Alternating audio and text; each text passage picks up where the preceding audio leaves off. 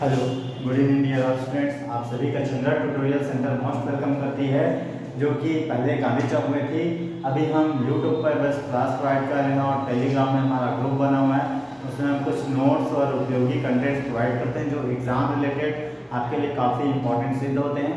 तो आगे देखिएगा, आज मैं संविधान, भारत के संविधान, इंडियन कॉन्स्टिट्यूशन में भाग 3, जो कि आपका कुल भाग जो है 22 है, उसमें आपको भाग 3 मूल अधिकार, फंडामेंटल राइट्स के बारे में पढ़ाने आया हूँ। आपका इसमें भाग 3 में अनुच्छेद 12 से 35 आते हैं, है ना। इसके अंतर्गत कितने अनुच्छेद है? 12 से 35 अनुच्छेद आपका आता है। इसमें अनुच्छेद 12 ये है, अनुच्छेद 12 में जो है मौलिक अधिकार के संबंध में राज्य शब्द का उल्लेख किया गया है। ठीक है जी। तो राज्य शब्द में क्या क्या शामिल है उसके बारे में बताया गया अनुच्छेद 12 में। ठीक है। और अनुच्छेद 13 जो है क्या कहता है? अनुच्छेद 13 में जो संसद होती है, ठीक है, जो कि अनुच्छेद 79 है। आपको मैंने ट्रिक के माध्यम से बताया था, क्या? सरलोपर, क्या जी? सरलोपर। तो यहाँ पर अनुच्छेद जो 79 होता है, आर्टिकल 79, इसमें क्या होता है? संसद। ठीक है। फिर है आपका अनुच्छेद 80 है, क्या जी? राज्यसभा। राज्यसभा। देन है क्या है जी? लोकसभा। क्या है जी? लोकसभा। ठीक है। नेक्स्ट है आपका क्या? परिसीमन आयोग। क्या है?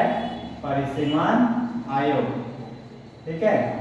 आपका 82 में क्या? परिसीमन आयोग। 80 में क्या जी? 80 अनुच्छेद आर्टिकल 80 में है राज्यसभा।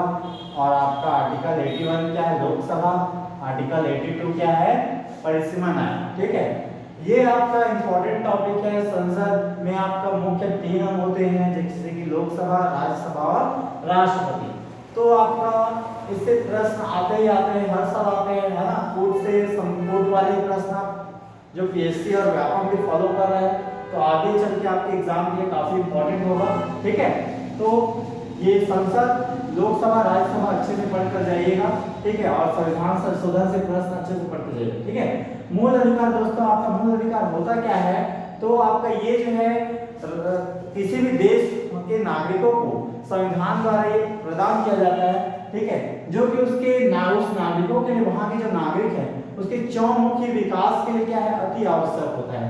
ठीक है। चौमुखी विकास कहने का मतलब बौद्धिक, तार्किक, नैतिक एवं आध्यात्मिक विकास। ठीक है। बौद्धिक, तार्किक, नैतिक एवं आध्यात्मिक, ये चौमुखी विकास में आता है।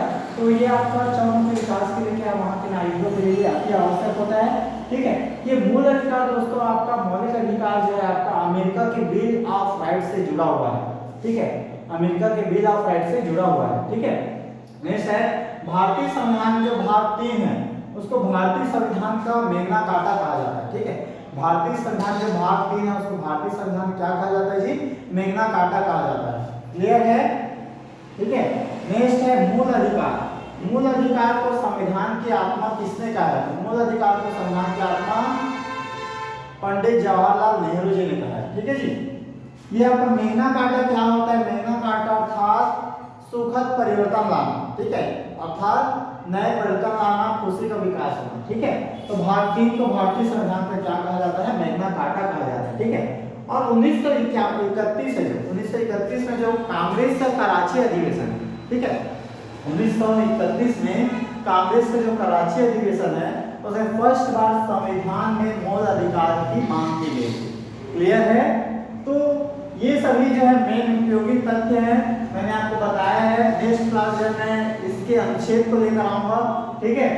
और हमारी जो चंद्रा ट्यूशन सेंटर है उसमें आपका स्कूल की क्लासेस प्रोवाइड किया जाता है, जिसमें मैं main math, science, Hindi, English, CBS all subject की क्लास लेता हूँ। स्पेशली मेरा सब्जेक्ट है मैथ्स और साइंस। तो आप आकर डेमो लीजिए। अभी क्रैश कोर्स चलेगी, रेगुलर में जो बच्चे हैं उनका एडमिशन हो गया है, और उसके बाद जो है मेन जो है क्रैश कोर्स के लिए अभी आपका नवंबर में नया बैच स्टार्ट हो रहा है।